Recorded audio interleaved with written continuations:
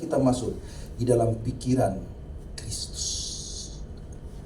Kolose 3 ayat 2. Kolose 3 ayat 2. Pikirkanlah perkara yang di atas, bukan di bumi. Apa pikiran yang di atas? Pikiran yang di atas itu pikiran tentang surga, saudara. Pikiran Kristus. Pikiran yang di surga itu pikiran tentang kasih. Karena Yesus datang dari surga, saudara, ketika dia turun di muka bumi, dia membawa satu visi misi, yaitu cinta kasih.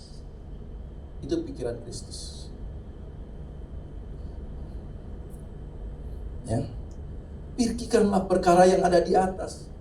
Engkau berpikir, ya Tuhan, ketika aku dipanggil pulang, apakah aku ada bersama denganmu di atas di surga?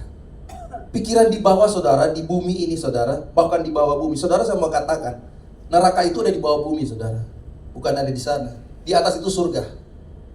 Makanya saudara baca Alkitab tentang bagaimana Abraham dan Lazarus dan berbicara dengan orang kaya yang mati.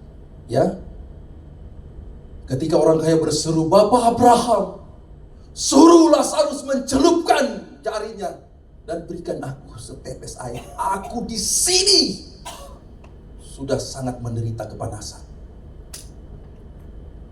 Abraham berkata begini, "Antara aku dan kamu jaraknya terlalu jauh. Engkau ada di bawah, aku di atas."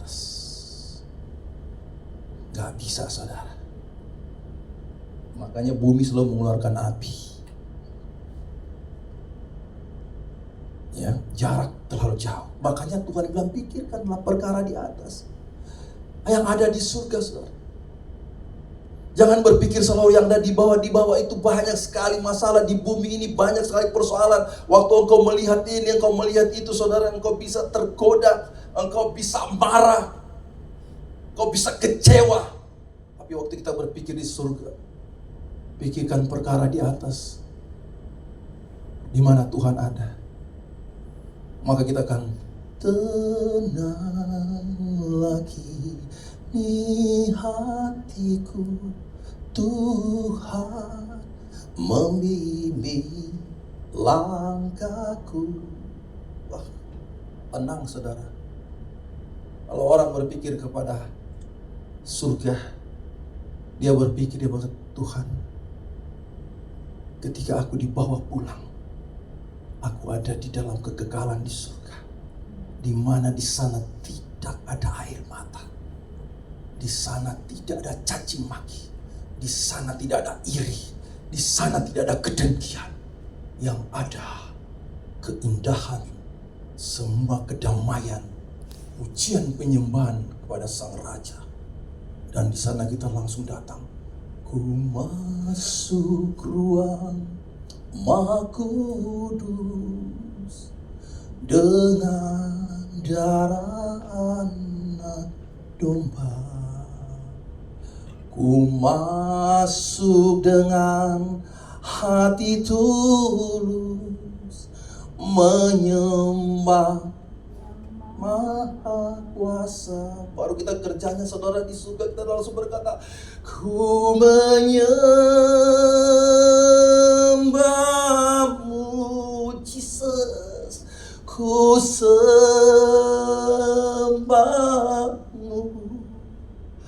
ku menyembahmu. Wah, indah banget, saudara, ketika saudara bisa menyentuh Tuhan dengan penyembahanmu seperti seorang wanita lelehan darah. Dia datang menyembah Tuhan. Asal ku jabah saja ujung jubahnya, aku pasti sembuh. Penyembahan membuat engkau sembuh. Kalau engkau hidup dalam penyembahan, maka engkau akan merasakan setiap belenggu-belenggu di dalam hidupmu rontok karena penyembahan. Ingat, Petrus, Silas, dan teman-temannya ketika mereka ditangkap dalam penjara Filipi, hanya lewat pujian penyembahan. Mereka datang kepada Tuhan dan mereka berkata, ku ingin selalu bersekutu denganmu, menikmati hadiratmu. Kalau engkau cinta pujian penyembahan di rumahmu, engkau mulai memikirkan hal-hal yang bukan daripada Tuhan. Angkat tanganmu dan berkata, ku menyembahmu. Maka pikiran-pikiran yang bukan daripada Tuhan lenyap dari hidupmu. Filipi 4 ayat 8 berkata begini. Filipi 4 ayat 8. Jadi akhirnya saudara-saudara, semua yang benar, semua yang mulia, semua yang adil, semua yang suci, semua yang manis, semua yang sedap didengar, semua yang disebut kebajikan dan patut dipuji, pikirkanlah itu. Saudara, pikirkan ini. Yang baik, yang suci, yang manis, semua pikirkan. Walaupun hari ini saudara cuma makan tempe dan tahu, saudara, kalau pikiranmu baik, pikiranmu manis, tempe dan tahu akan terasa. Tempe dan tahu tidak berubah, tapi bisa dinikmati. Amin. Bukan berarti saudara makan tempe dan tahu, pas saya makan tempe dan tahu rasanya daging, bread. Bohong. Tetap aja rasa tempe dan tahu, tapi bisa dinikmati. Daripada makan daging, bisa dimakan kan ini? Nanti kolesterol. Karena pikiran kolesterol ini, sakit jantung, asam urat, darah tinggi, darah muda, darah tua.